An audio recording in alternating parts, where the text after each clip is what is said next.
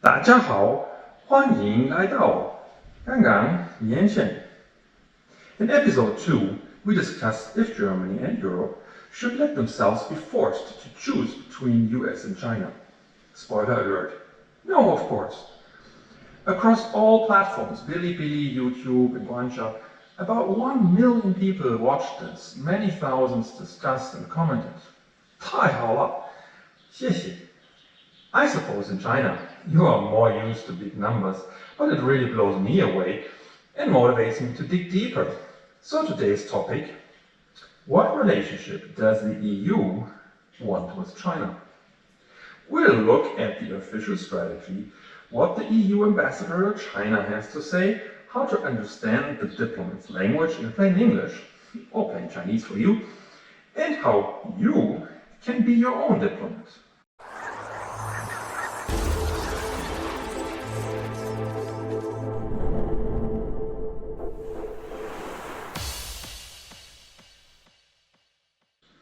The European Commission redefined its strategy on March 12, 2019 in a document called EU-China, a Strategic Outlook.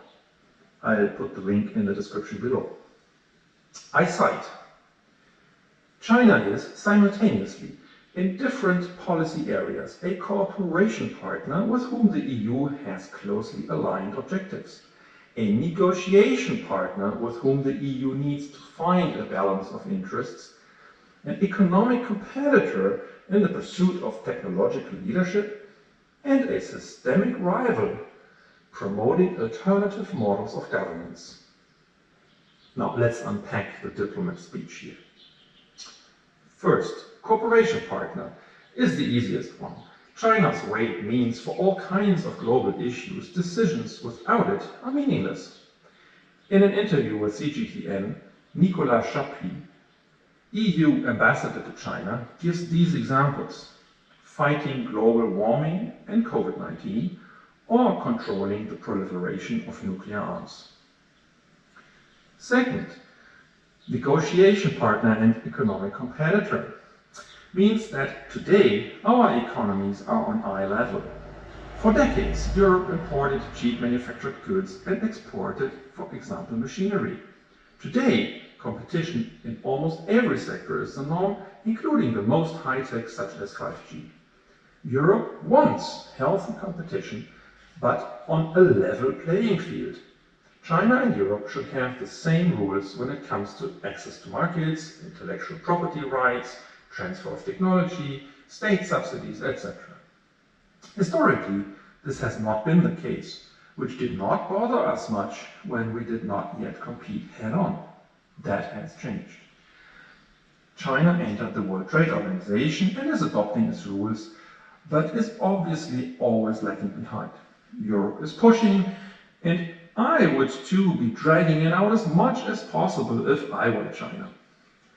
Most emphatically, Europe wants China to be part of multilateral institutions like the World Trade Organization, the World Health Organization, Paris Climate Accord, etc., and does not want to withdraw or dismantle them as the US under Trump.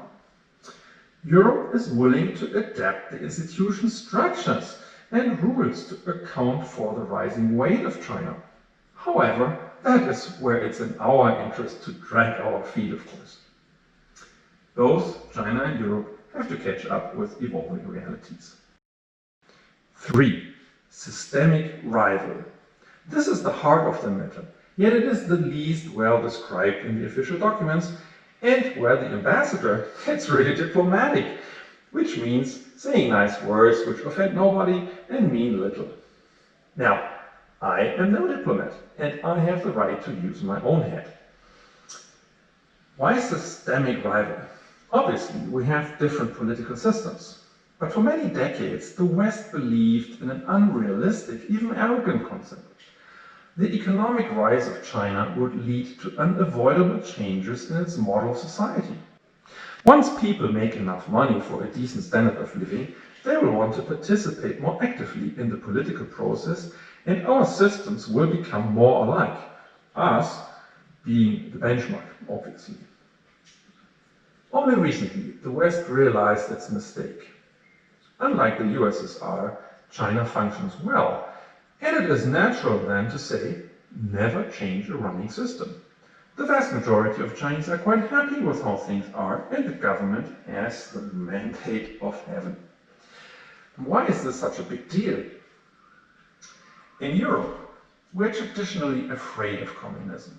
Although it was invented by Marx and Engels in Germany, Germany invaded the Soviet Union, not least because of the mutual conviction that coexistence was impossible in the long run, and the loser would see its elites annihilated and people enslaved. European countries and the US agreed with this argument, no matter how opposed they were to Nazi Germany at the same time. Between the wars in Russia and later in the USSR, the goal was world revolution. Sooner or later, all countries would become communist. So at the time, the fear was probably quite realistic. You have to keep in mind that consciously or subconsciously, justified or not, Europeans project this former threat onto modern China.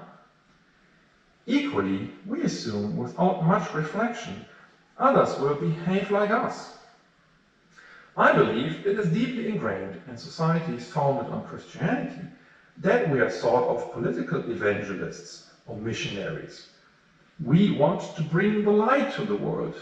Often we mean well, but just like religious missionaries, we do not always really ask what the beneficiaries truly want. Compare our misperception earlier what a prosperous China wants.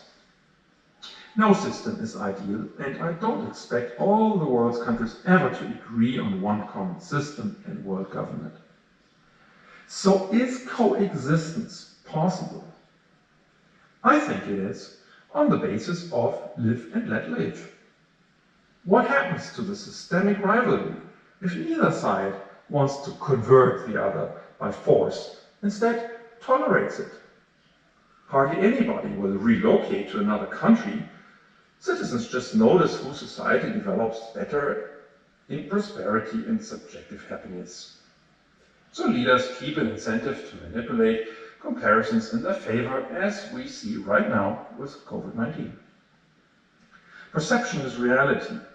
People act according to what they believe is true, not necessarily what is.